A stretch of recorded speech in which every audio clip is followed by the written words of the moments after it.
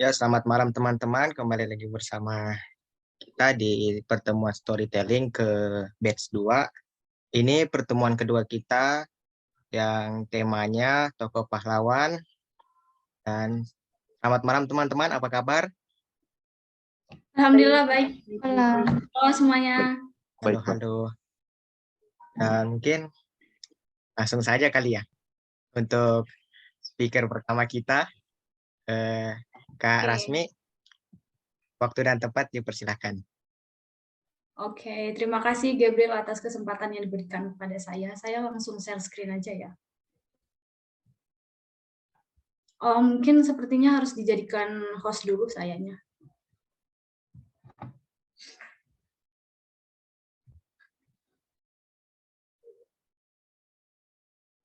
Oke, terima kasih.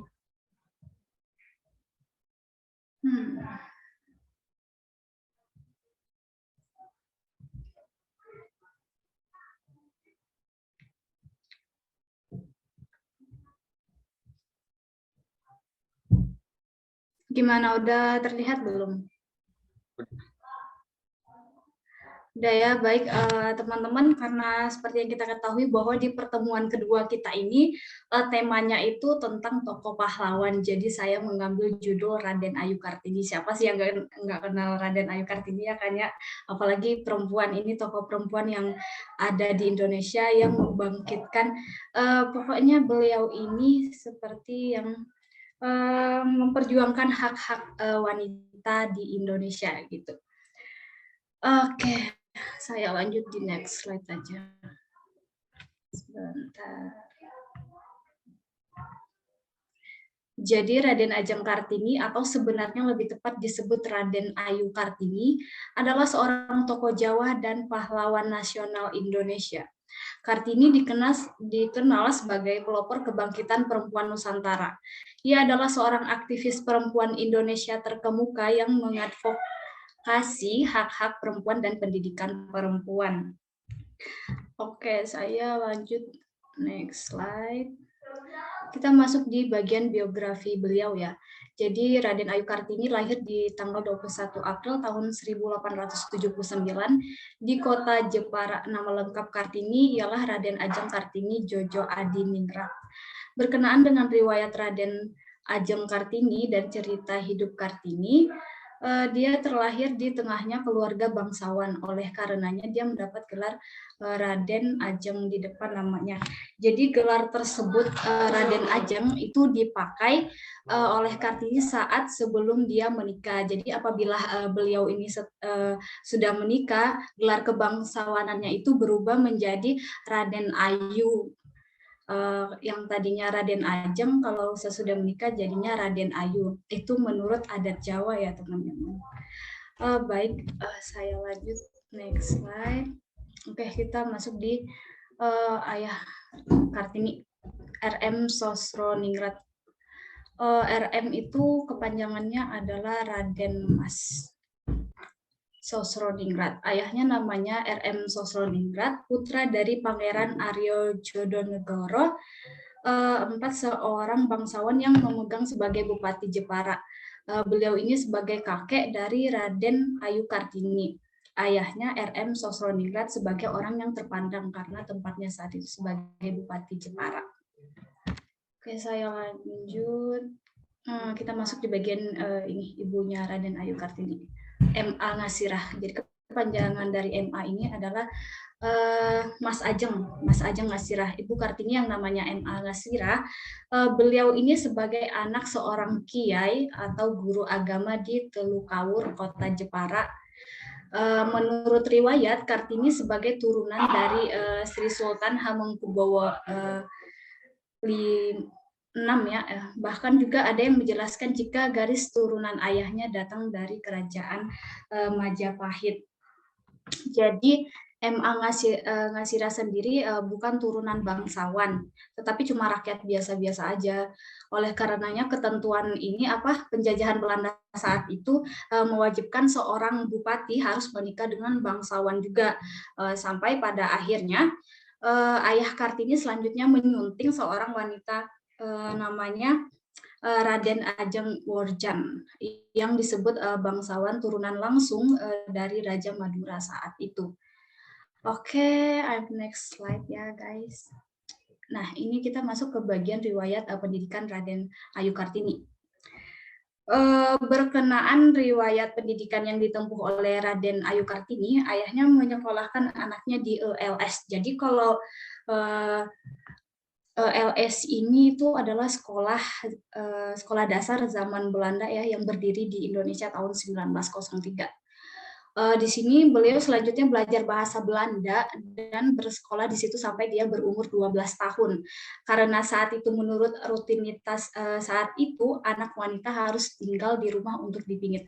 Jadi teman-teman pada masa zaman Raden Ayu Kartini ini wanita itu kayak nggak boleh sekolah tinggi-tinggi gitu, harus ya minimal sampai ini sekolah dasar aja, karena menurut mereka itu perempuan ya di dapur, terus ya bakalan menikah, jadi kerjanya cuma di dapur, nggak perlu sekolah tinggi-tinggi. Itu statement orang pada zaman itu. Baik, kita lanjut ke slide berikutnya. Pemikiran Raden Ayu Kartini tentang emansipasi wanita. Walau ada di rumah, Raden Ajeng Kartini adalah sosok reporterasi reportersi atau surat menyurat dengan temannya yang ada di Belanda. Karena beliau ini pintar dalam berbahasa Belanda. Dari sini selanjutnya dia mulai tertarik sama sudut pandang wanita Eropa yang dibaca dari media massa, majalah, dan beberapa buku yang dibaca, sampai akhirnya beliau mulai berpikiran untuk usaha lebih memajukan wanita pribumi. Dalam pemikirannya posisi wanita pribumi masih ketinggalan jauh nih sama status sosial yang cukup rendah. Kalau wanita pribumi itu statusnya itu kayak beda banget sama wanita-wanita yang ada di Eropa. Jadi Raden Ayu Kartini ini ingin memperjuangkan hak-hak tersebut sehingga sama dengan wanita-wanita di negara lain seperti itu. Oke, kita lanjut ke slide berikutnya. Karya buku Raden Ayu Kartini. Di sini ada kutipan, agama harus menjaga kita daripada berbuat dosa. Tetapi berapa banyak dosa diperbuat orang atas nama agama itu. Jadi di umurnya yang ke-20, Raden Ayu Kartini ini bahkan juga banyak membaca beberapa buku kreasi Louis Couperus yang dengan judul The Steel Crouch, Kreasi van Eden, Augusta de Wit. Beliau membaca beragam roman-roman beraliran feminis yang keseluruhannya berbahasa Belanda. Minatnya membaca buku selanjutnya membuat beliau mempunyai pengetahuan yang lumayan luas masalah ilmu pengetahuan dan kebudayaan. Raden Ayu Kartini ini memberikan perhatian khusus pada permasalahan emansipasi wanita, menyaksikan perbedaan di antara wanita Eropa dan wanita pribumi. Jadi di samping itu beliau menyimpan perhatian pada permasalahan sosial yang terjadi menurut dia. Seorang wanita perlu mendapat kesamaan, kebebasan, otonomi, dan kesetaraan hukum. Jadi ya seperti itulah teman-teman, beliau ini sangat memperjuangkan hak-hak tersebut sehingga wanita pribumi itu bisa sama derajatnya sama perempuan-perempuan di luar sana. Jadi beliau ini kan di dalam bukunya mengutarakan dalam karyanya, dalam tulisannya ada beberapa masalah yang ditemui wanita pribumi, terutamanya di Jawa supaya dapat semakin maju.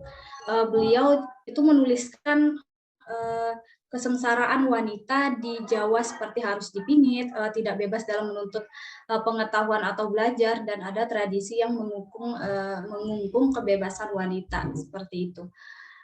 Baik, saya mungkin lanjut ke slide berikutnya. Beberapa surat Kartini catat semakin banyak berbentuk beberapa keluhan berkenaan kepada wanita pribumi. Dia menyaksikan contoh kebudayaan Jawa yang saat itu semakin banyak menghalangi perkembangan dari wanita pribumi saat itu. Oke, saya lanjut. Oh, sudah habis ternyata. Ya, teman-teman seperti itu ya. Jadi Raden Ayu Kartini ini merupakan sosok pahlawan wanita ya, sosok pahlawan wanita menurut saya karena beliau ini memperjuangkan hak-hak wanita-wanita yang ada di Indonesia pada zamannya beliau. Karena pada zaman beliau itu memang perempuan itu dianggap tidak penting gitu, kayak nggak usah harus sekolah tinggi-tinggi, pokoknya harus di rumah aja. Dia pokoknya ya kerjanya di dapur, habis itu menikah udah ya kerjanya di dapur aja, nggak usah deh sekolah tinggi-tinggi saat itu. Nah dengan pemikiran beliau yang karena beliau ini banyak membaca sehingga beliau mendapatkan wawasan yang lebih tentang bagaimana sebenarnya kita bisa layak setara dengan wanita-wanita di luar sana. Jadi mungkin seperti itu teman-teman ya. Berterima kasihlah kepada Raden Ayu Kartini ini karena beliau kita sekarang laki-laki dan wanita itu sederajat, mungkin seperti itu ya. Terima kasih Gabriel, teman-teman semua, mungkin kalau misalkan memang ada yang mau ditanyakan ya tanyakan saja. Dan kalau saya tidak bisa menjawab, saya pastikan saya akan cari tentang pertanyaan Anda. Oke, terima kasih Gabriel. Oke, terima kasih untuk Kak Rasmi pembawa materinya tentang RR Kartini. Sangat bagus sekali RR Kartini ini memperjuangkan hak-hak wanita yang harusnya setara sama laki-laki. Dan mungkin Ya. kita buka dalam sisi pertanyaan dulu. Apakah ada yang bertanya tentang materi yang dibawa oleh Kak Rasmi tentang Raden Ayu Kartini? Apakah ada yang bertanya? Oke, dari Kak Halo Asma, Halimah. silahkan. Wah, saya deg-degan nih Baik, kalau terima kasih. Enggak kok, santai aja. Jadi di slide bagian tentang buku dari R.A. Kartini itu tertulis bahwa di umur 20 tahun R.A. Kartini itu mulai membaca buku gitu ya. Membaca buku lebih banyak gitu. Nah, pertanyaannya itu apakah di umur 20 tahun itu dia sudah mulai menulis karya-karyanya atau hanya sekedar membaca dulu? Sekian, Mbak Rasmi. Oke. Kalau sepertinya pertanyaannya intinya tuh pada saat 20 tahun itu beliau hanya membaca atau menulis juga begitu ya?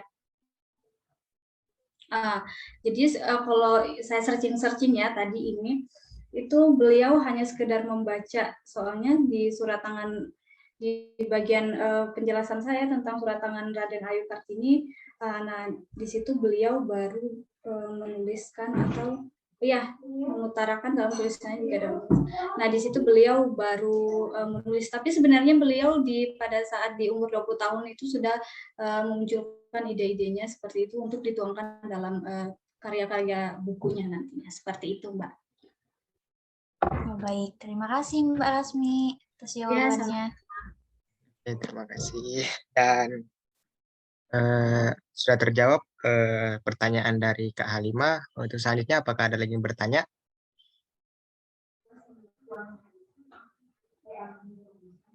Oke, dari Kak Agnes, dipersilahkan.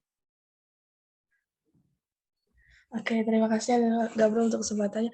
Mungkin pertanyaan ini agak sepele atau biasa aja, tapi aku agak penasaran kenapa sih Mbak Rasmi itu memilih Raden Ayu Kartini, kan masih banyak yang lain.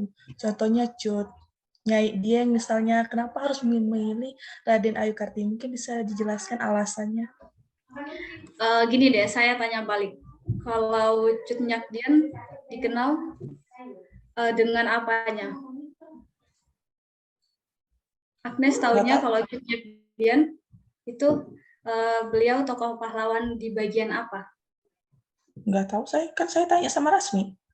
Iya, nah karena begini, kalau ada kan perbedaan antara Raden Ayu Kartini dan Cut Nyak Dien. Jadi menurut saya sendiri, mengapa saya mengambil Raden Ayu Kartini? Karena memang saya adalah sosok perempuan dan saya sering menemukan hal-hal di mana kita itu kayak berasa disepelekan dan tidak disetarakan antara laki-laki dan perempuan.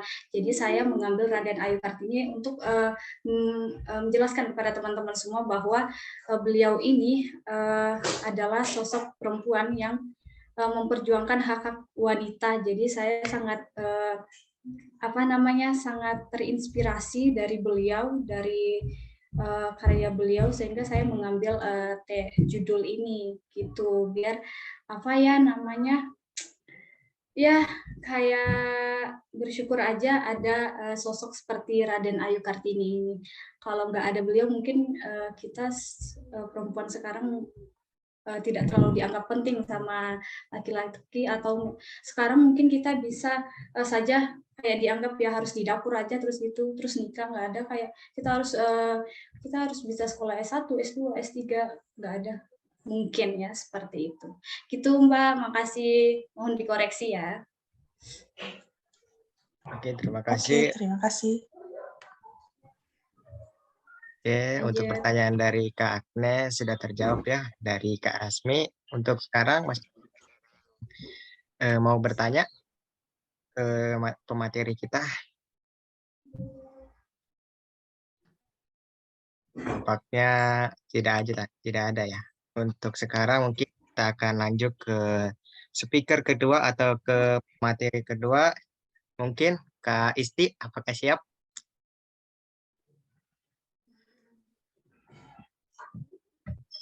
Siap-siap. Oke, waktu dan tempat saya persilahkan.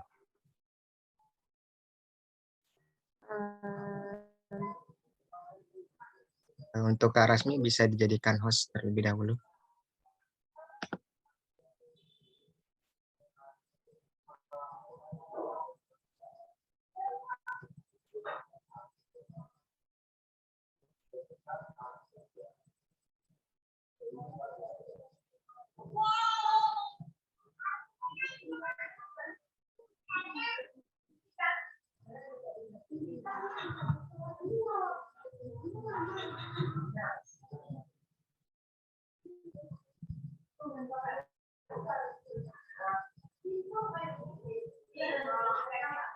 Sudah terlihat? Sudah. Baik, terima kasih untuk kesempatannya. Untuk tema pahlawan kali ini saya milih Dr. Sutomo. Sebelumnya, Assalamualaikum warahmatullahi wabarakatuh. Selamat malam. Waalaikumsalam warahmatullahi wabarakatuh. Malam, Isti. Waalaikumsalam. Mungkin langsung aja. Dr. Sutomo lahir di Surabaya, Jawa Timur, 3 Oktober 1920, meninggal di Padang Arafah, Arab Saudi, 7 Oktober 1981 pada umur 61 tahun. Lebih dikenal dengan sapaan Bung Tomo, adalah pahlawan yang terkenal karena perannya dalam membangkitkan semangat rakyat untuk melawan kembali penjajah Belanda melalui tentara NICA yang berakhir dengan pertempuran 10 November 1945 yang hingga kini diperingati sebagai Hari Pahlawan. Next. Sutomo dilahirkan di kampung Belauran di pusat kota Surabaya. Ayahnya bernama Kartawan Towi Jojo, seorang kepala keluarga dari kelas menengah. Ia pernah bekerja sebagai pegawai pemerintahan, sebagai staf pribadi di sebuah perusahaan swasta, sebagai asisten di kantor pajak pemerintahan, dan pengawal kecil di perusahaan ekspor-impor Belanda. Ia mengaku mempunyai pertalian darah dengan beberapa pendamping dekat Pangeran Diponegoro yang dikebumikan di Malang. Dan ibunya berdarah campuran Jawa, Tengah, Sunda, dan Madura. Next. Masa muda Bung Tomo.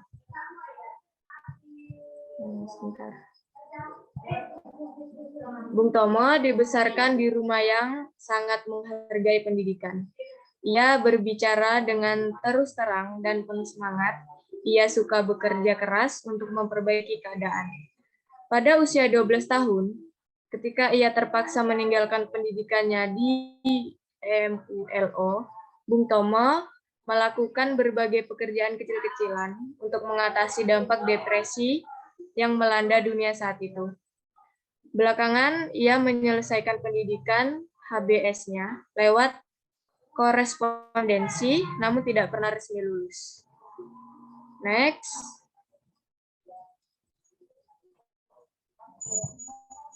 Bung Tomo kemudian bergabung dengan KBI atau Kepanduan Bangsa Indonesia.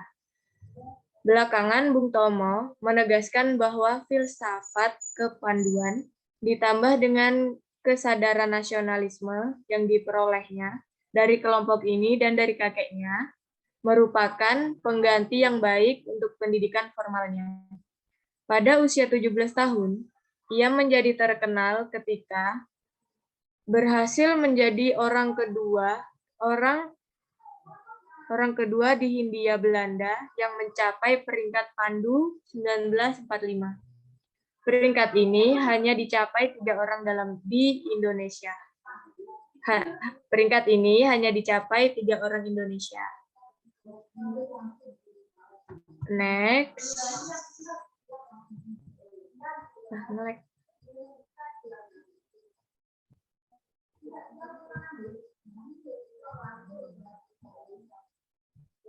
Bentar. Nolek.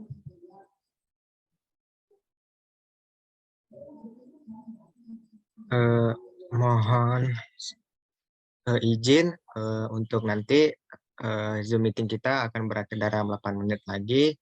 Mungkin kalau sudah mohon diklik lagi ya linknya, karena mohon maaf Zoom-nya bukan premium. Oke, siap. Lanjut. Pimpinan Perjuangan Pertempuran Surabaya 10 November 1945. Bung Tomo pernah menjadi jurnalis yang sukses. Kemudian ia bergabung dengan sejumlah kelompok politik dan sosial. Ketika ia terpilih pada 1944 untuk menjadi anggota Gerakan Rakyat Baru yang disponsori Jepang, hampir tidak seorang pun yang mengenal dia. Namun, semua ini mempersiapkan Bung Tomo untuk perannya yang sangat penting. Ketika pada Oktober 1945, ia menjadi salah satu pemimpin yang menggerakkan dan membangkitkan semangat rakyat Surabaya. Yang pada waktu itu Surabaya diserang habis-habisan oleh pasukan Inggris yang mendarat untuk meluncurkan senjata tentara, pendudukan Jepang, dan membebaskan tawanan Eropa. Bung Tomo terutama sekali dikenang karena seruan-seruannya, pembukaannya di dalam siaran radio yang penuh dengan emosi. Meskipun Indonesia kalah dalam pertempuran 10 November itu, kejadian ini tetap dicatat sebagai salah satu peristiwa terpenting dalam sejarah kemerdekaan Indonesia. Next. Setelah kemerdekaan. Setelah kemerdekaan Indonesia, Bung Tomo sempat terjun dalam dunia politik pada tahun 1950-an. Namun ia tak merasa bahagia dan kemudian menghilang dari panggung politik. Pada akhir masa pemerintahan Soekarno dan awal pemerintahan Soeharto, yang mula-mula didukungnya, Bung Tomo kembali muncul sebagai tokoh nasional. Padahal, sebagai pejabat kenegaraan, penting pernah disandang Bung Tomo. Ia pernah menjabat Menteri Negara Urusan Bekas pejuang bersenjata atau veteran, sekaligus Menteri Sosial AD interim pada 1955 sampai 1956 di era Kabinet Perdana Menteri Burhanuddin Harap. Bung Tomo juga tercatat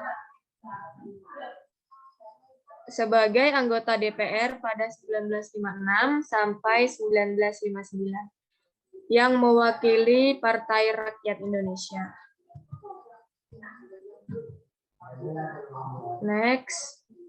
Namun pada awal 1970-an, ia kembali berbeda pendapat dengan pemerintahan Orde Baru.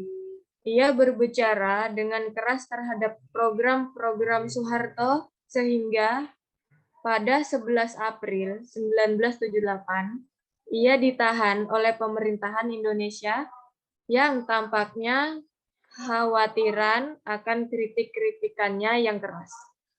Baru setahun kemudian ia dilepaskan oleh Soeharto. Meskipun semangatnya tidak hancur di dalam penjara, Bung Tomo tampaknya tidak lagi berminat untuk bersikap vokal. Ia masih berminat terhadap masalah-masalah politik, namun tidak pernah mengangkat-angkat perannya di dalam sejarah perjuangan bangsa Indonesia. Ia sangat dekat dengan keluarga dan anak-anaknya, dan ia berusaha keras agar kelima anaknya berhasil dalam pendidikannya. Next, Bung Tomo sangat bersungguh-sungguh dalam kehidupan imannya, namun tidak menganggap dirinya seorang muslim soleh ataupun calon pembaharu dalam agama.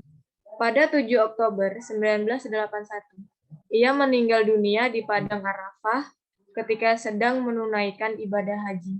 Berbeda dengan tradisi untuk memakamkan para jenazah haji yang meninggal dalam ziarah ke Tanah Suci, jenazah Bung Tomo dibawa kembali ke tanah air dan dimakamkan bukan di sebuah taman makam pahlawan, melainkan tempat pemakaman umum Ngagel di Surabaya. Gelar Pahlawan Nasional. Setelah pemerintah didesak oleh Gerakan Pemuda (GP), Ansor dan fraksi Partai Golkar (FPG) agar memberikan gelar pahlawan kepada Bung Tomo, bertepatan pada hari peringatan Hari Pahlawan tanggal 10 Oktober 2008. Keputusan ini disampaikan oleh Menteri Komunikasi dan Informatika Kabinet Indonesia Bersatu, Muhammad Nun, pada tanggal 2 November 2008 di Jakarta. Sekian presentasi saya. Kalau ada pertanyaan, silahkan. Dan jika saya tidak bisa menjawab, saya akan mencari tahu tentang itu. Terima kasih. Jadi sekarang kita buka sesi pertanyaan. Apakah ada yang bertanya tentang materi tokoh pahlawan yang Dr. Sutomo? Pada apakah ada yang bertanya?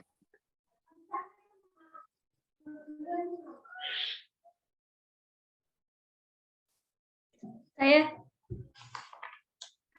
singkat aja sih pertanyaannya ya. Gini, Isti tadi ada bahas tentang Indonesia itu kalah dalam pertempuran 10 ya. Kenapa? Kok Indonesia bisa kalah pada saat itu?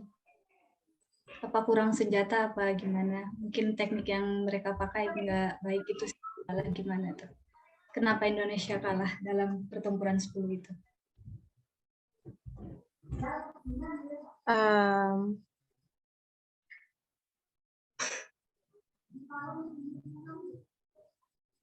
Mungkin saya simpan dulu pertanyaannya. Oke, ditunggu ya jawabannya. Ya. Di sesi akhir juga nggak apa-apa kalau mau ditanyakan nanti. Ya. Kurang ilmu hitam kalau kata Halimah, ya siap. Tapi kalau zaman-zaman dulu itu sebenarnya ilmu hitam udah ada loh guys ya, kayak ilmu santet gitu kan ya, ada ya sebenarnya, apalagi di suku Jawa banyak. Nggak salah itu kan ya.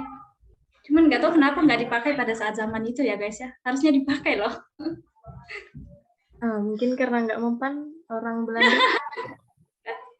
Ya gitu deh, Isti dicari dulu ya nanti jawabannya. Ya, nanti siap. kalau diakhiri di acara nanti bisa disampaikan jawabannya. Ya, Oke, makasih. maaf sebelumnya. Ya, aman.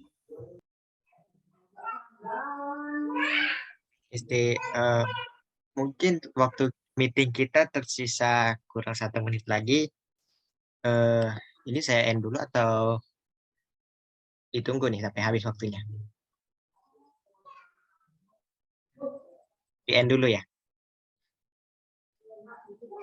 Nanti masuk lagi ya. Ya, silakan. Oke, mari kita lanjut untuk speaker ketiga kita atau materi ketiga kita. Untuk Kak Agnes, apakah siap?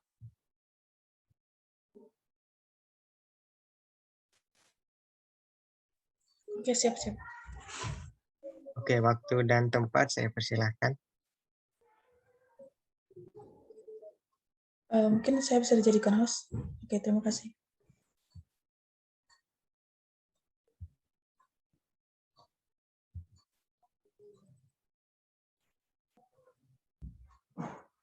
Udah kelihatan belum? Sudah, Mbak? Oke, terima kasih Rasmi. Ya.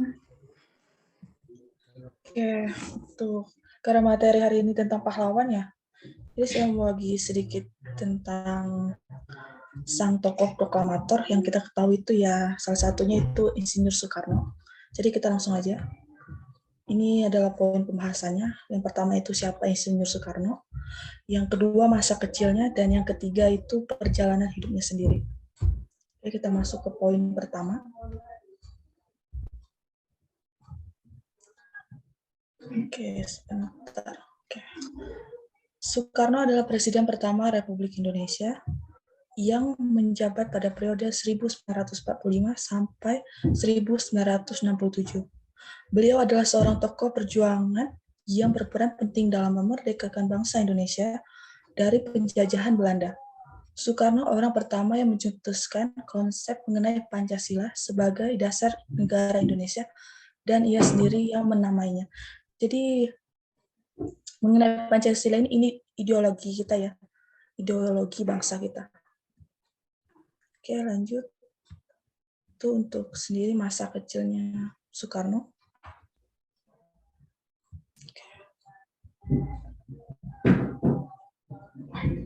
Masa kecil dari Insinyur Soekarno.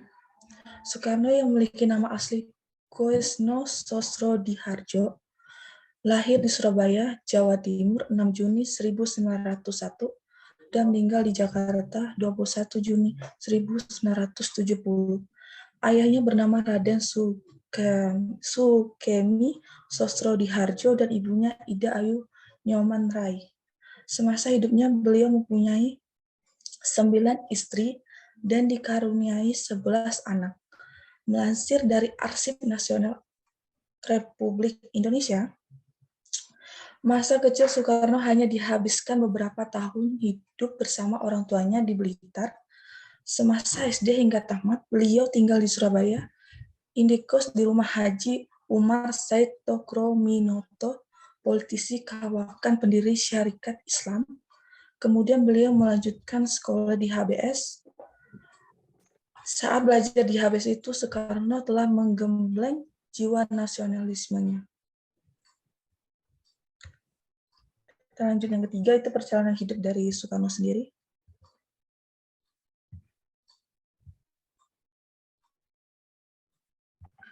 Ini tentang kehidupan pribadinya. Seperti yang kita ketahui, Soekarno memiliki 9 istri yang sudah dia nikahi. Itu terdiri dari Siti Otari. Ini pernikahannya sekitar mungkin 3 tahun aja kali ya, itu pernikahannya. Yang kedua itu Inggit Garnasi. Yang ketiga ini Inggit Garnasi itu yang kedua. Yang ketiga Fatmawati. Ini istri yang ketiga ini sangat terkenal karena menjahit bendera Indonesia ya, kalau saya nggak salah ingat. Yang keempat itu Hartini. Yang kelima Kartini Manopo. Yang keenam Ratna Sari Dewi. Kalau yang ini, yang beliau ini, Ratna Sari Dewi ini masih hidup sampai sekarang. Dan yang ini Haryati, dan yang ke UK Sangar, dan Heldi Jafar. Oke. Dari pernikahan tersebut, Soekarno dikaruniai 11 orang anak. Sebagian keturunan Soekarno pada akhirnya juga mengikuti jejak sang ayah di dunia politik Indonesia. Ya, yang seperti yang kita ketahui itu Ibu Megawati Soekarno Putri yang pemilik PDIP ya kalau nggak salah, dan yang kedua itu Rahmawati Soekarno Putri, dan ketiga Sukmawati Soekarno Putri. Oke, kita lanjut. Ini adalah perjalanan politik beliau. Setelah menyelesaikan studinya, Soekarno pun mulai berkiprah di bidang politik. Beliau berperan dalam merumuskan ajaran Marxisme serta mendirikan sebuah partai yang bernama PNI, Partai Nasional Indonesia, pada 4 Juli 1927. Dilansir dari laman Direktorat Sekolah Menengah Pertama, tujuan didirikannya partai ini adalah untuk kemerdekaan Indonesia. Belanda yang tidak senang dengan pergerakan Soekarno mengambil tindakan agar pemerintahan Hindia Belanda saat itu masih bisa berdiri kokoh di tanah jajahannya. Akibat Belanda menjebloskan Soekarno ke penjara Sukamiskin yang berada di Bandung pada 29 Desember 1929. Dalam pidato pembelaannya yang berjudul Indonesia Menggugat, beliau menggambarkan kondisi politik internasional dan keadaan rakyat Indonesia di bawah belenggu kolonialisme. Pembelaannya tersebut membuat Belanda semakin marah sehingga pada Juli 1930 PNI pun dibubarkan. Setelah bebas pada tahun 1931, beliau bergabung dengan Partindo dan sekaligus memimpinnya. Akibatnya beliau kembali ditangkap Belanda dan diasingkan ke ND Flores pada tahun 1933. 4 tahun kemudian beliau dipindahkan ke Bengkulu setelah menelan berbagai pil pahit. Perjuangannya tidaklah sia-sia. Pada Agustus 1945, beliau bersama Muhammad Hatta dan tokoh nasional lainnya menyusun naskah proklamasi yang akhirnya dibacakan pada 17 Agustus 1945. Pembacaan naskah ini sekaligus mengukuhkan kedaulatan Republik Indonesia. Oke, kita lanjut lagi. Oke, ini yang terakhir nih. Ini bisa dibilang akhir hidup dari Bapak Soekarno sendiri. Itu kesehatan Soekarno sudah mulai menurun sejak bulan Agustus 1965. Sebelumnya beliau telah dinyatakan mengidap gangguan ginjal dan pernah menjalani perawatan di Wina, Austria tahun 1961 dan 1964. Profesor Dr.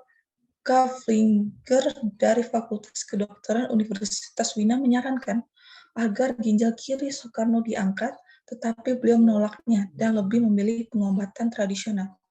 Beliau dapat bertahan selama 5 tahun sebelum akhirnya meninggal pada hari Minggu 21 Juni 1970 di Rumah Sakit Pusat Angkatan Darat RSPAD Gatot Subroto, Jakarta dengan status sebagai tahanan politik. Jenazah Soekarno pun dipindahkan dari RSPAD ke Wisma Yaso yang dimiliki oleh Ratna Sari Dewi, yaitu istrinya sendiri, sebelum dinyatakan wafat. Pemeriksaan rutin terhadap Soekarno sempat dilakukan oleh Dr. Mahar Marjono yang merupakan anggota tim dokter kepresidenan. Dan itulah demikian biografi Soekarno. Semoga semangat juang yang beliau miliki bisa memberikan kita kekuatan dan membuat bangsa Indonesia menjadi lebih baik. Semangat. Oke, terima kasih. Oke, terima kasih untuk Kak Agnes, pembawa materi kita yang ketiga tentang Bapak Proklamator Indonesia. Untuk sekarang, mari kita buka sesi pertanyaannya. Silahkan kalau ada yang mau bertanya kepada pemateri kita. Oke, yang dari pertama, mungkin untuk Kak Halimah, silahkan buka mic-nya.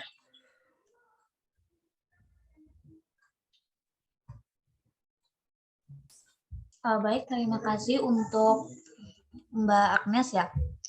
Saya ingin bertanya Mbak, di slide, kalau nggak salah slide ke-9 tadi, ada tulisan seperti Partindo. Ada tidak? Partindo? Iya, ada. secara yang saya tahu itu adalah partai buatan Insinyur Soekarno ya. Nah, apakah partai itu masih ada sampai sekarang dengan berganti nama atau sudah dibubarkan gitu? Terima kasih Mbak Agnes. Pertanyaan sulit. Kalau saya salah, tolong dikoreksi. Sepertinya Partai Indonesia sudah dibubarkan atau enggak berganti nama menjadi PDIP kayaknya. Kan dulu tuh ada PDI ya, tapi sekarang diganti lagi jadi PDIP. Kayak kurang lebih kayak gitu, kalau saya nggak salah ya. Baik Mbak Agnes, terima kasih atas jawabannya. Oke, Masih mau tanya ini. untuk pertanyaannya, orang kedua yang mau bertanya, Muhammad Azhar Nur Asmi, silakan. Oke, jadi pertanyaan saya, berapa lama Pak IR Soekarno ini menjabat menjadi presiden? Karena kita masuk ke slide yang pertama tadi ya. Oke, terima kasih pertanyaannya Azhar.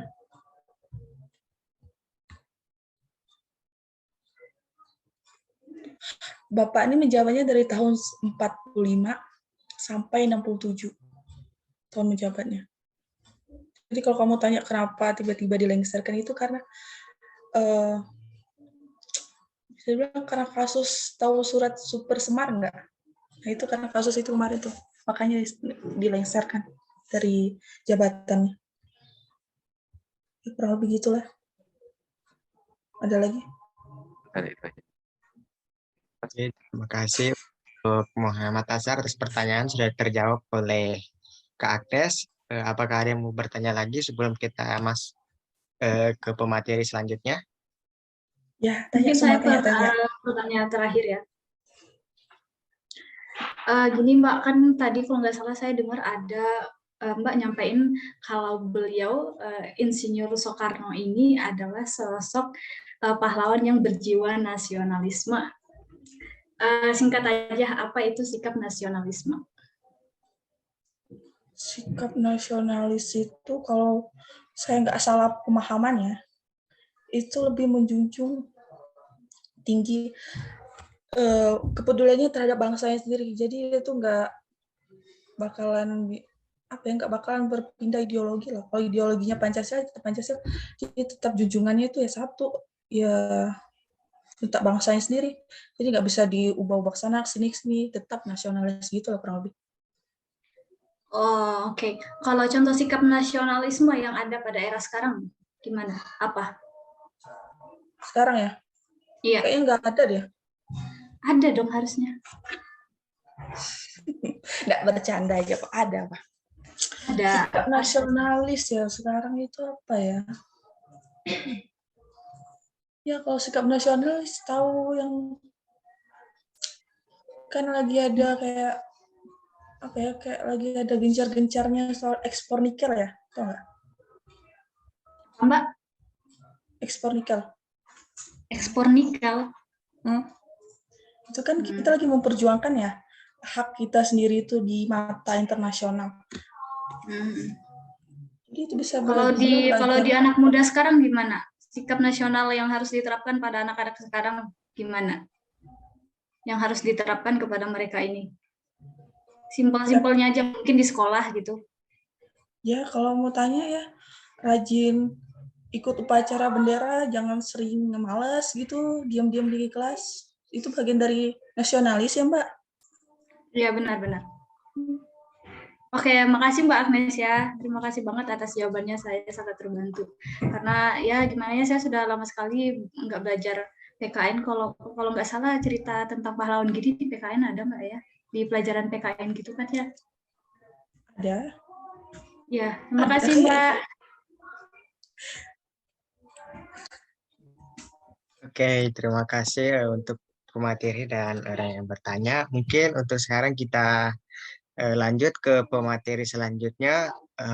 Kak Halimah, apakah sudah siap?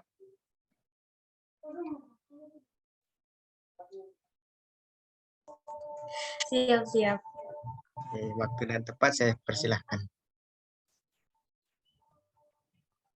Oke, saya izin share screen ya.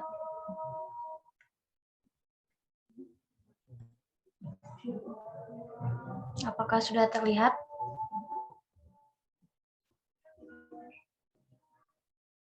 Sudah, Mbak, sudah terlihat. Oke, baik. Jadi topik pembahasan saya kali ini itu Ibu Perbu Cut Nyak Dien. Langsung saja, siapa itu Cut Nyak Dien? Pastinya kalian mungkin beberapa sudah kenal ya dengan beliau yang berasal dari Aceh. Nah, beliau ini kenapa saya sebut sebagai Ibu Perbu di awal tadi? Itu ada ceritanya. Jadi konon beliau itu mempelajari banyak hal tentang agama. Beliau paham banget nih tentang agama sampai dijuluki Ibu Perbu. Selain itu, beliau juga punya satu julukan lagi nih, yaitu Ratu Aceh. Kenapa Ratu Aceh? Karena beliau mempunyai tekad yang kuat untuk melawan penjajah pada masa itu. Nah, untuk mengetahui lebih lanjut tentang Cut Nyak Dien, mari kita berpindah ke kelahiran Cut Nyak Dien. Cut Nyak Dien ini termasuk keturunan dari bangsawan Aceh. Beliau lahir tahun 1848 di Kampung Lampadang, Pekanbadak, wilayah Mukim, Aceh Besar. Ayahnya bernama Tikunanta Sutia, sedangkan ibunya merupakan Putri Uli Balang Lempago. Sedangkan kakaknya bernama Teuku Rayut. Semasa kecil, Cut Nyak Dien dikenal sebagai gadis yang cantik. Kecantikan itu semakin lengkap dengan pintarnya Cut Nyak Dien dalam bidang pendidikan agama. Itu juga alasan kenapa dia disebut sebagai Ibu Pandu. Karena dia emang paham banget nih tentang agama gitu. Selanjutnya pernikahan. Melalui story itu beliau dikatakan pernah menikah 2 kali. Yang pertama itu dengan Teuku Ibrahim dan yang kedua dengan Teuku Umar. Dengan Teuku Ibrahim pada tahun 1863 saat Cut Nyak Dien berusia 12 tahun. Ia dijodohkan dengan Teuku Ibrahim Lamna, putra dari Teuku Poamat, Uli Balang Lamna. Suaminya adalah pemuda yang wawasannya luas dan taat agama. Cut Nyak Dien dan Teuku Umar menikah dan memiliki buah hati seorang laki-laki. Menurut website yang saya baca, Teuku Ibrahim ini meninggal lebih dulu dibandingkan dengan Cut Nyak Dien. Meninggalnya kalau nggak salah itu karena peperangan. Nah, selanjutnya yaitu Teuku Umar. Selepas kematian Teuku Ibrahim, Cut Nyak Dien menikah lagi dengan Teuku Umar, seorang tokoh pejuang Aceh. Bukan hanya diikatkan dengan tali pernikahan saja, tetapi keduanya bersatu untuk melawan penjajah. Pernikahan antara Cut Nyak Dien dengan Teuku Umar terbilang merupakan kisah yang menarik banget. Selanjutnya ada turun ke medan perang. Mulanya Cut Nyak Dien menolak menikah dengan Teuku Umar. Namun karena lelaki itu mengizinkannya turun ke medan perang melawan Belanda, ikut dengan Teuku Umar ini juga, maka pinangan Teuku Umar diterima. Keduanya, ini sudah saya baca di awal tadi, bersama dengan Teuku Umar, Cut Nyak Dien memuatkan barisan para pejuang untuk mengusir Belanda dari bumi Aceh. Jadi pasangan suami istri ini ikut berperang gitu. Dan setelah merasa persenjataan yang didapatkan cukup, Teuku Umar dan Cut Nyak Dien memimpin rakyat Aceh melawan Belanda. Serangan itu menyebabkan pasukan penjajah mengalami kondisi yang sangat sulit dan kacau. Bahkan salah satu petinggi Belanda, Jenderal Jacobus Lodewijk Hubertus, terbunuh oleh gerilyawan Aceh. Naas dalam perang di Mewabor 11 Februari 1899, Teuku Umar gugur. Maka dari itu, Cut Nyak Dien pun menggantikan suaminya untuk memimpin perlawanan. Selanjutnya, akhir hayat Cut Nyak Dien. Panglaut, seorang pengawal Cut Nyak Dien, melaporkan lokasi markas Cut Nyak Dien kepada Belanda. Jadi seperti pengkhianatan seperti itu. Dan hal tersebut membuat Belanda menyerang markas Cut Nyak Dien di Butang Lasego. Cut Nyak Dien terkejut dan bertempur dengan mati-matian, hingga akhirnya Cut Nyak Dien ditangkap dan dibawa ke Banda Aceh. Selanjutnya ada makam. Menurut penjaga makam Cut Nyak Dien baru ditemukan pada tahun 1959 berdasarkan permintaan Gubernur Aceh Ali Hasan. Pencarian dilakukan berdasarkan data yang ditemukan di Belanda. Masyarakat Aceh di Sumedang sering menggelar acara serasehan. Pada acara tersebut beserta berziarah ke makam Cut Nyadin dengan jarak sekitar 2 km. Menurut pengurus makam, kumpulan masyarakat Aceh di Bandung sering menggelar acara tahunan dan melakukan ziarah setelah hari pertama Lebaran. Selain itu, orang Aceh dari Jakarta melakukan acara haul setiap bulan November. Kemudian ada biografi dalam seni. Ini kalau nggak salah film tentang perjalanan hidup dari Cut Nyadin. Perjuangan Cut Nyadin diinterpretasi dalam film drama epos berjudul Cut Nyadin pada tahun 1988 yang disutradarai oleh Eros Jarot dan dibintangi Christine Hakim sebagai Cut Nyadin, Pit Purnama sebagai Panglaut, Slamet Raharjo sebagai Teuku Umar, dan juga didukung Rudi Wawor. Film ini memenangkan Piala Citra sebagai film terbaik dan merupakan film Indonesia pertama yang ditayangkan di Festival Film Cannes tahun 1989. Dan kemudian ada buku-buku tentang Cut Nyadin. Yang pertama, Seri Pahlawan Nasional Cut Nyadin 2020 karya Watik Ido dan Nimaya. Buku ini membahas tentang bagaimana perjuangan perempuan tangguh dan pemberani dari Aceh. Keberanian Cut Nyadin turut mengorbankan semangat rakyat Aceh untuk melawan kolonial Belanda. Semasa hidupnya, waktu habis untuk membela dan memperjuangkan bangsanya dari penjajahan Belanda. Yang kedua ada 21 wanita perkasa yang ditempa oleh budaya Aceh, terbit pada tahun 2021, karya Kismullah Yusuf. Dalam sejarahnya, budaya Aceh telah melahirkan para wanita tangguh yang memiliki keberanian. Bahkan dalam kepiawaian perempuan dalam memimpin tak kalah dari para sultan pada zamannya. Ada juga wanita yang sangat pemberani yang memimpin perlawanan terhadap penjajah Belanda hingga sampai titik darah penghabisan, yaitu Cut Nyadin. Dan yang terakhir ada pada UUD 1945 lengkap dengan pahlawan nasional dan revolusi yang terbit di tahun 2018 karya tim redaksi BIP. Buku ini antara lain memuat Undang-Undang 1945, Amandemen 1-4 dengan penjelasannya lengkap dengan bagian-bagian di amandemen, proses dan perubahan amandemen, Pancasila, Sumpah Pemuda, Teks Proklamasi dan Piagam Jakarta, hingga profil lengkap Presiden, Wakil Presiden, serta para pahlawan nasional. Baik, sepertinya untuk slide-nya telah habis. Saya mau menambahkan satu hal lagi. Itu berada di bagian akhir hayat Cut Nyadin. Kalau tidak salah, sebelum dibawa ke pengasingan itu, beliau ini dikhianati nih. Setelah dibawa itu, beliau sakit-sakitan. Nah, ketika sakit-sakitan itulah mungkin beliau jadi meninggal dunia. Tapi mungkin tidak ada yang mengetahui makamnya kecuali sampai mendapatkan data-data yang dari Belanda itu. Karena saat itu masih proses pengasingan ya. Jadi mungkin banyak orang yang belum tahu, terutama keluarga-keluarga besarnya sendiri mungkin. Baik, itu saja yang dapat saya sampaikan. Terima kasih. Jika ada pertanyaan boleh ditanyakan. Terima kasih. Oke, terima kasih kembali untuk Kak Halimah tentang materi Cut Nyadin. Untuk sekarang kita buka sesi pertanyaan. Di sini apakah ada yang mau bertanya tentang materi kita? Mungkin saya mau bertanya untuk penasaran satu hal. Untuk slide di awal itu saya ada membaca Cut Nyadin menikah dengan Teuku Ibrahim dan mempunyai anak. Dan anaknya itu siapa ya namanya kalau boleh tahu?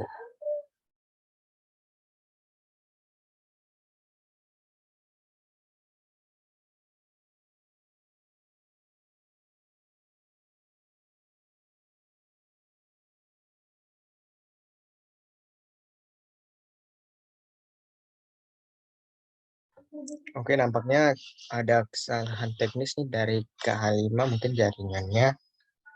Kita tunggu sebentar lagi.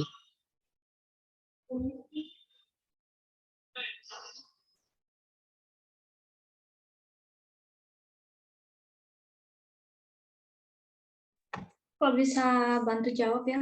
Kalau sebentar tadi saya searching, kalau nggak salah namanya Cut Gambang, nama anaknya itu yang dari hasil proses pernikahan dari Cut Nyaktian sama Teuku siapa tadi ya?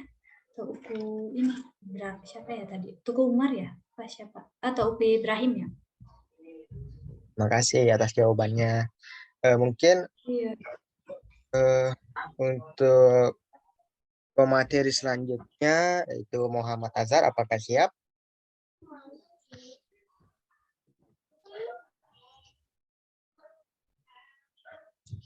Halo Muhammad Azhar. Kedengaran? Kedengaran. Apakah siap untuk materi selanjutnya? Tapi nggak bisa nyalain kamera ya, soalnya nggak tahu kenapa laptop stres. Nyalain kameranya.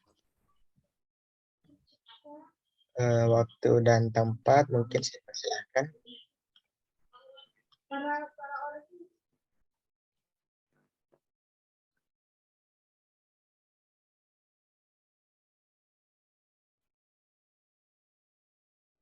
Oke, apakah sudah terlihat PowerPoint? Assalamualaikum warahmatullahi wabarakatuh. Selamat malam. Pada topik kali ini saya akan membahas tentang pahlawan Indonesia, itu Sultan Hasanuddin. Jadi kita akan mengenal langsung siapa itu Sultan Hasanuddin.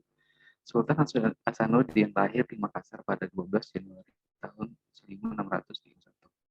Dia lahir dari pasangan Sultan Malikus Said, Sultan Goa ke-15 dengan satu Sabeto Takuntu. Jiwa kepemimpinannya sudah menonjol sejak kecil. Selain dikenal sebagai sosok yang cerdas, dia juga pandai berdagang. Karena itulah dia memiliki jaringan dagang yang bagus hingga pasar, bahkan dengan orang asing. Kita masuk ke sejarah Sultan Hasanuddin. Jadi sejarah Sultan Hasanuddin pada dijuluki ayam jantan dari timur oleh Belanda 12 Januari sampai 12 Juni tahun 1670 adalah Sultan Goa ke-16 dan pahlawan nasional Indonesia yang terlahir dengan nama Muhammad Bakir Imalobasidai Matawang Karaeng Buntu Mangape panjang sebagai nama pemberian dari Kadi Islam Kesultanan Goa, yakni Syekh Syahid Jalaluddin bin Ahmad Baqi Al-Aidita, seorang mursyid terdekat Baharunur Balawi, Sulawesi Selatan, yang juga adalah gurunya, termasuk guru terdekat dari Syekh Yusuf Al-Makassari. Setelah menaiki tahta, ia digelar Sultan Hasanuddin. Setelah meninggal, ia digelar Tumenanga Ribala Pangkana. Karena keberaniannya, ia dijuluki The Hadjas van Het Oosten oleh Belanda, yang artinya ayam jantan dari timur. Ia dimakamkan di Katangka, Kabupaten Goa. Ia diangkat sebagai pahlawan nasional dengan surat keputusan Presiden nomor 08 garis miring TK garis miring 1973 tanggal 6 November 1973. Kita masuk ke perjuangan Sultan Hasanuddin dalam melawan penjajah. Jadi saat memasuki usia 21 tahun, Hasanuddin diamanatkan jabatan urusan pertahanan Goa. Ada dua versi sejarah yang menjelaskan kapan dia menjadi raja, yaitu saat berusia 24 tahun atau pada 1655, atau saat pada dia berusia 22 tahun, atau pada tahun 1693. Terlepas dari perbedaan tahun, Sultan Malikus Said telah berwasiat supaya kerajaannya diteruskan oleh Hasanuddin. Setelah diangkat menjadi Raja Goa ke-16 pada November 1653, Sultan Hasanuddin lantas meneruskan perjuangannya sang ayah melawan Ferenc Ottins Kompedisi atau VOC yang sudah melakukan taktik monopoli perdagangan. Usaha VOC untuk melakukan monopoli demi bisa menguasai perdagangan di Indonesia Timur ini lantas mendapatkan perlawanan dari Sultan Hasanuddin. bersama Sultan Alauddin dan Sultan Muhammad Said.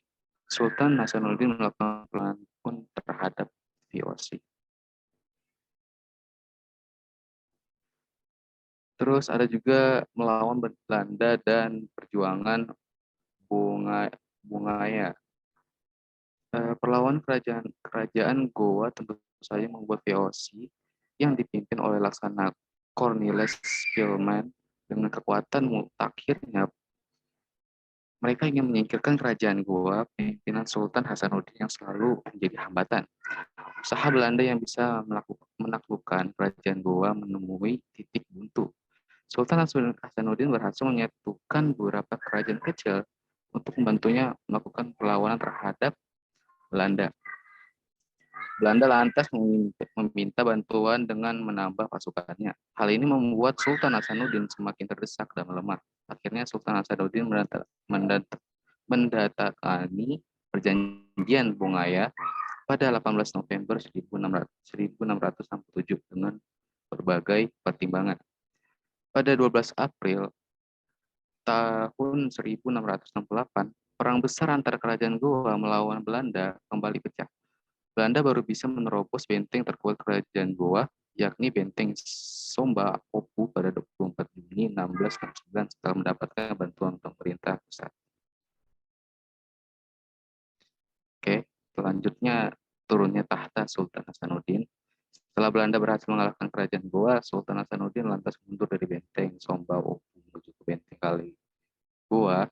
Meski demikian, ia tak pernah sekalipun mau tunduk dengan Belanda yang sudah menyengsarakan rakyatnya. Sultan Hasanuddin akhirnya memutuskan untuk turun tahta pada tanggal 29 Juni tahun 1669. Imaposomba Daeng Muraga yang bergelar Sultan Amir Hamzah lalu ditunjuk untuk menggantikannya. Setelah tidak lagi menjadi seorang raja, Sultan Hasanuddin lebih banyak mencurahkan waktunya untuk mengajarkan agama Islam kepada masyarakat sekitar. Tak lupa ia menanamkan rasa kebangsaan dan persatuan pada rakyat tersebut. Dan wafatnya Sultan Hasanuddin meninggal pada 12 Juni tahun 1670 di usia 39 tahun. Ia disemayamkan di pemakaman yang berada di bukit tempat memang diperuntukkan khusus bagi raja-raja Goa yang berlokasi di Benteng Kali Goa, Kampung Tamalate. Atas jasa besarnya terhadap Indonesia, Sultan Hasanuddin lantas diangkat menjadi pahlawan nasional pada tanggal 6 November 1973. Oke, sekian tentang pahlawan Sultan Hasanuddin. Jika ini pertanyaan, silakan tanyakan. Oke, terima kasih untuk Muhammad Azhar Asmi atas pembawa materi kita yang tentang Sultan Hasanuddin ya. Mungkin untuk sekarang kita akan buka ke sesi pertanyaan.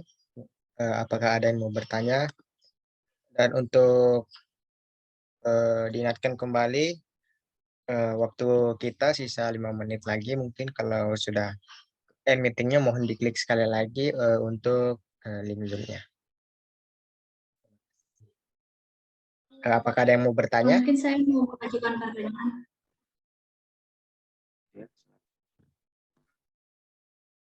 Saya mau mengajukan pertanyaan. Ya, silakan.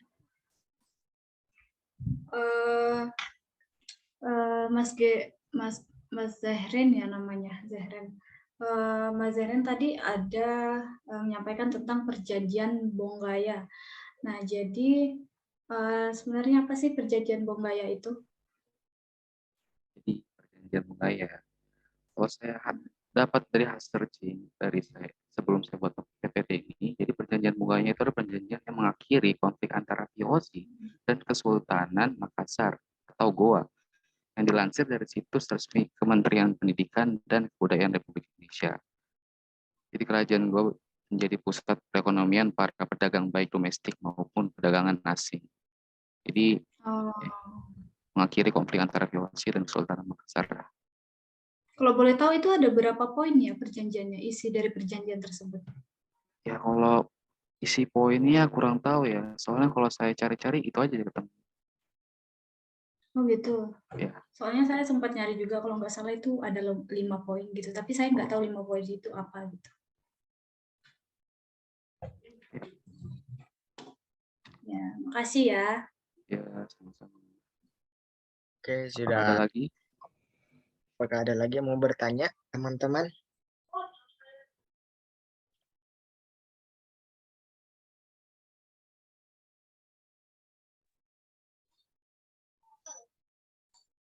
Oke, untuk Kak Agnes, dipersilakan. Oke, terima kasih. Tadi pembahasannya tentang Sultan Hasanuddin ya? Ya, benar sekali. Benar ya? Pertanyaannya mungkin umum ya pertanyaannya. Kenapa sih Sultan Hasanuddin itu juluki sebagai ayam jantan dari timur? Mungkin bisa dijelaskan? Terima kasih. Jadi singkatnya karena diberikan julukan kepada Sultan Hasanuddin karena semangat dan keberaniannya dalam menantang monopoli perdagangan rempah-rempah yang dilakukan oleh VOC. Itu aja. Betul. Terima kasih. Ya. Oke, terima kasih. Sekarang apakah masih ada yang mau bertanya sebelum kita ke pemateri selanjutnya?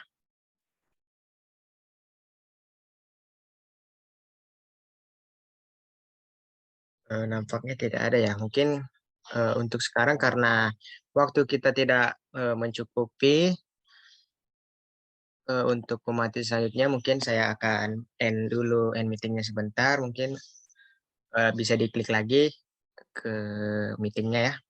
Oke, Oke, siap. oke, terima kasih. Kayaknya.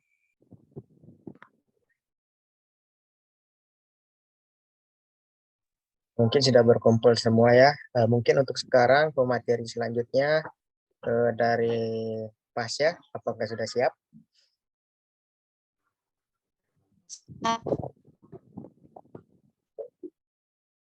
Oke, sudah siap ya. Untuk waktu dan tempat saya persilahkan untuk Pasya memberikan materi. Saya jadikan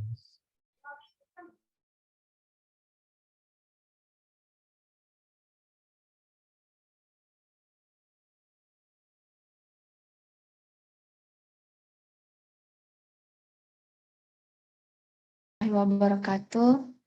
Selamat malam. Waalaikumsalam warahmatullahi wabarakatuh. Malam. Sebelumnya maaf ya kalau suaranya kurang jelas atau sangkut-sangkut karena jaringan di sini kurang bagus. Oke, dimengerti kok. Ya, di sini saya akan mempresentasikan tentang tokoh pahlawan Tuanku Imam Bonjol.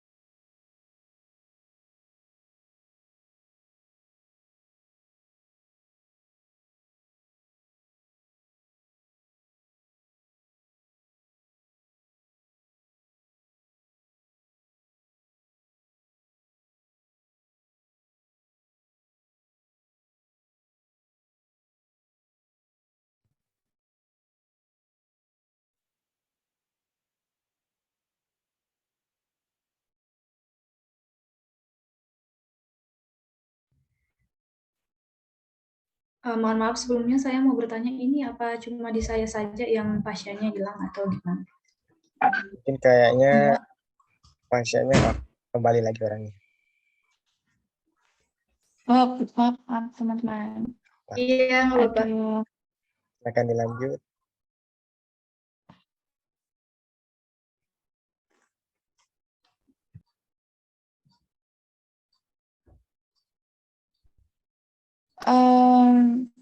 Kenapa nggak bisa share screen-nya?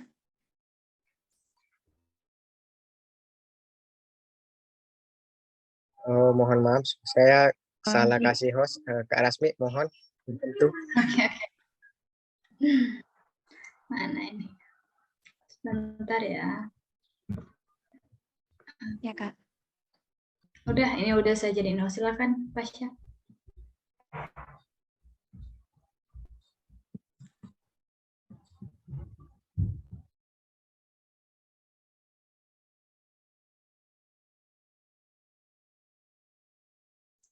Mohon maaf sebelumnya. Sudah kelihatan.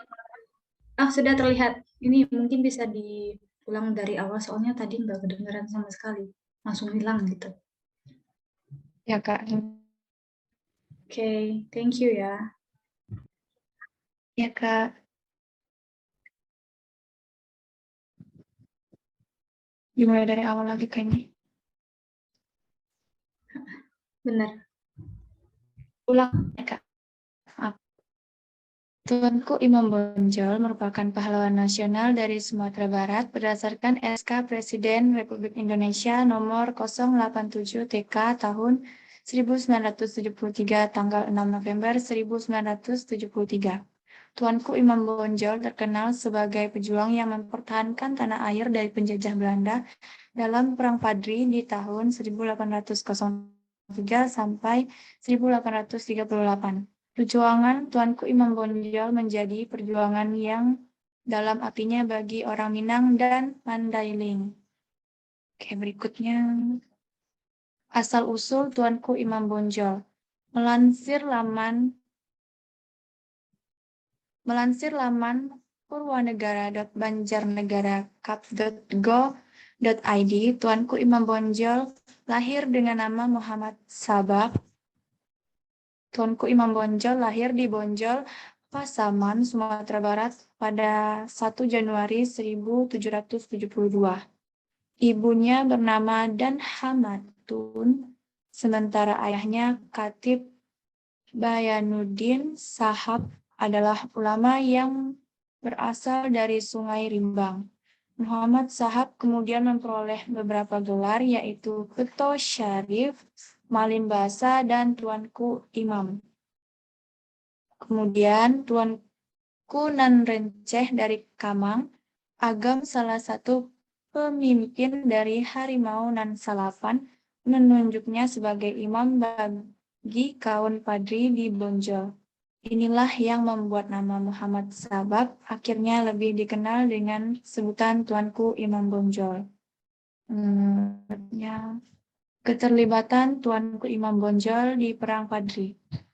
Perseteruan kaum Padri, yaitu para ulama dengan kaum adat dalam penerapan agama Islam di bumi Minang, sempat menimbulkan perpecahan.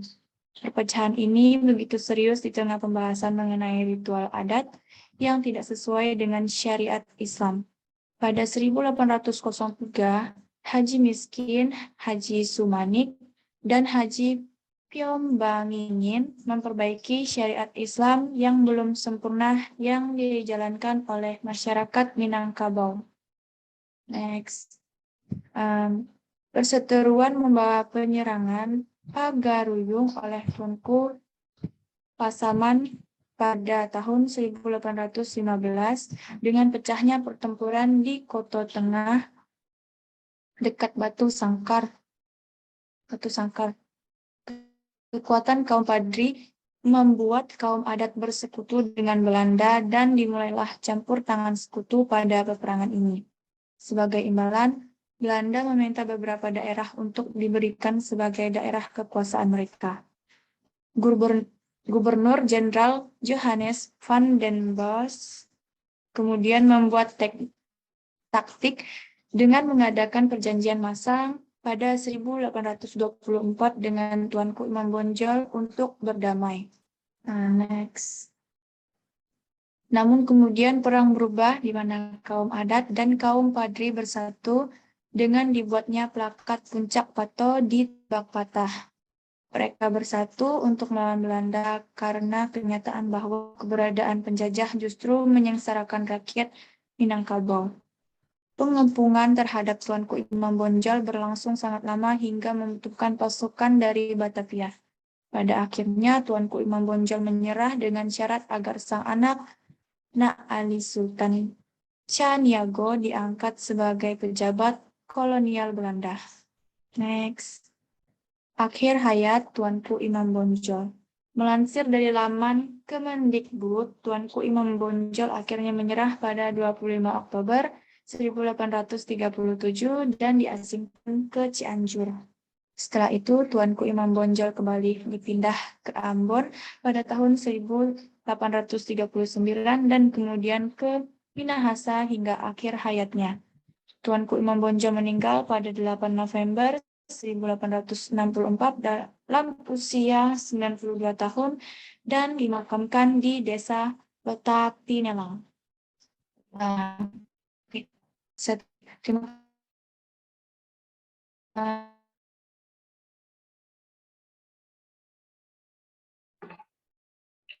kasih. Diusahakan cari lagi.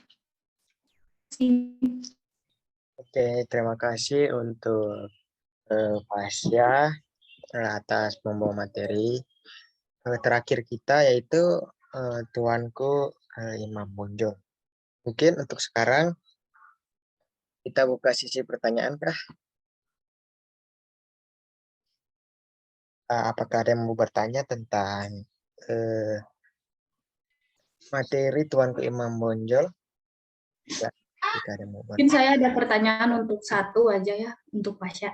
Oke, silakan. Pasya, kalau boleh tahu, Perang Padri itu berlangsung berapa lama ya? Tadi kalau nggak salah Pasya ada bahas tentang Perang Padri itu di Tuanku Imam Bonjol ini. Masih. Bentar, Kak. Oke.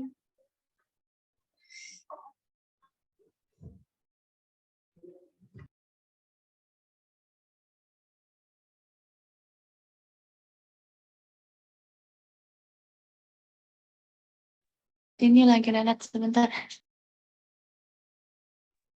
Oke, nggak apa-apa.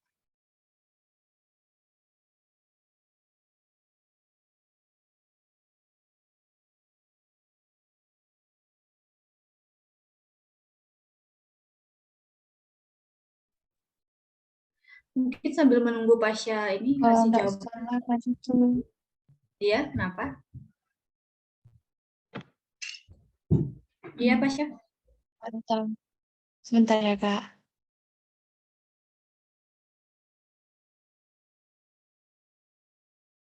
Oke, jawaban dari Isti dong gimana? Kenapa tuh? Ya, izin menjawab. Pertanyaannya tadi, kenapa kalah ya? Iya, kenapa Indonesia kalah dalam pertempuran 10 tadi kalau nggak salah ya? Dengan senjata. Oh. Orang Inggris ngebawa tank, jadi orang-orang Surabaya itu kekurangan senjata.